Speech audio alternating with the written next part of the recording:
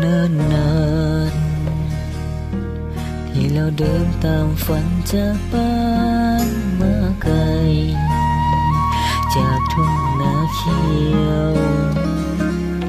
ภูเขาสูงข้างทุ่งดอกไม้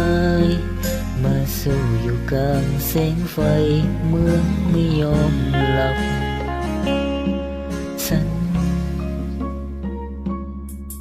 สัญญาไม่ได้ดีขึ้นมาจะไม่ยอมก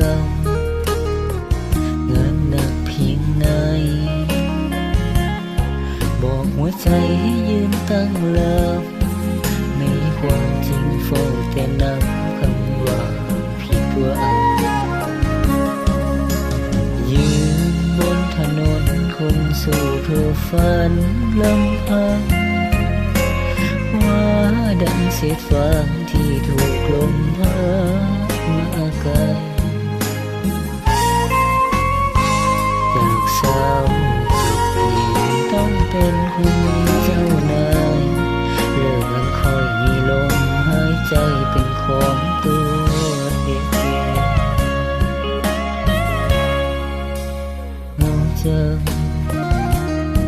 กับเพื่อนมาก็คือก็เพียงเสียงเพลงวันที่ปัญหาหอบพละเข้ามาคมเทงได้แต่บอกใจตัวเองไม่ให้หยุดฝัน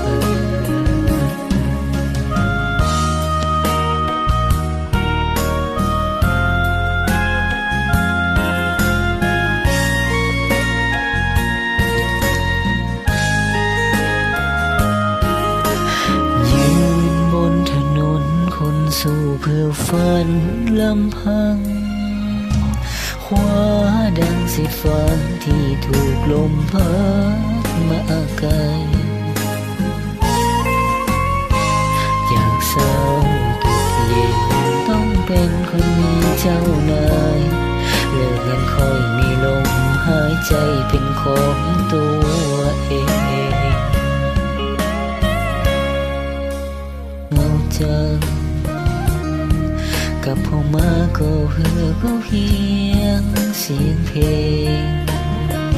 วันที่ปัญหาโอ้พลังเข้ามาคมเหงได้แต่บอกใจตัวเองไม่ให้หยุดฝัน